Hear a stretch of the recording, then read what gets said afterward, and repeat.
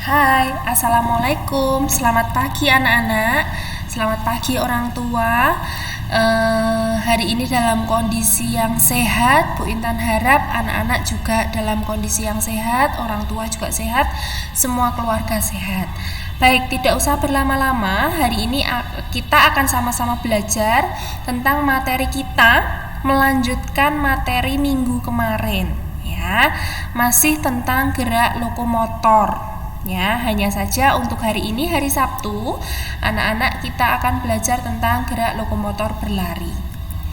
Nah, masih ingatkah kamu apa itu gerak lokomotor? Gerak lokomotor adalah gerak berpindah tempat. Nah, contohnya apa saja kemarin? Contohnya ada berjalan, berlari, dan melompat. Ya, nah pinter, yang masih ingat pinter ya. Hari ini kita akan bersama-sama belajar tentang gerak lokomotor berlari. Langsung saja kita masuk ke jenis-jenisnya, contoh-contohnya ya. Gerak lokomotor berlari. Nah, kalau gambarnya seperti ini, anak-anak perhatikan bentuk kakinya ya. Ini dinamakan lari pendek. Pelan, biasanya larinya pelan. Kemudian jika langkah kakinya melebar seperti ini dinamakan lari panjang. Terus kalau ada lari seperti ini, dia harus melewati sebuah rintangan, dan rintangannya kalau dilihat di gambar ini adalah bambu atau pring bahasa Jawanya. Ini dinamakan lari melewati bilah bambu. Kemudian yang terakhir, ini hampir sama, kalau tadi bambu, sekarang ban bekas. Maka namanya juga jenis lari melewati rintangan ban bekas. Di materi kelas 2 hanya 4 ini yang akan kita pelajari. Hanya saja untuk hari ini Bu Intan tidak minta anak-anak mempraktekkan berlari, hanya Bu Intan minta teorinya saja. Ya. Nah, kalau kita perhatikan di LKS-nya anak-anak, ya. Nah, di halaman berapa ini? 13 ada 4 gambar. Dari masing-masing gambar ini anak-anak diminta untuk menuliskan jenis larinya sesuai gambar yang ada.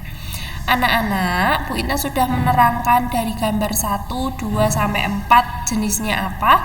Silakan kamu tulis di tempat yang sudah disediakan di titik-titik itu. Ingat, yang menulis harus tulisannya anak-anak. Kenapa?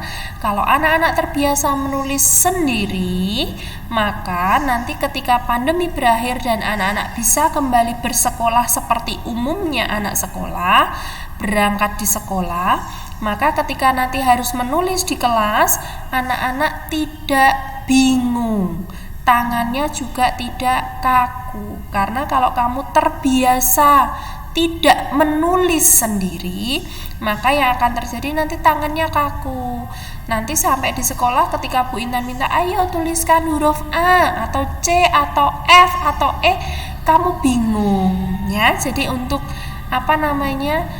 berlatih ya, melatih anak-anak agar tangannya lemes, tidak kaku, maka sampai hari ini ya, dan seterusnya kalau ada tugas dari LKS seperti ini, silakan anak-anak menulis sendiri. Orang tua atau keluargamu yang lain boleh membantu, hanya sebatas untuk mendiktekan saja. Kemudian yang kedua, tolong huruf A-nya tidak menggunakan huruf A yang ada topinya, tapi cukup dengan perut saja.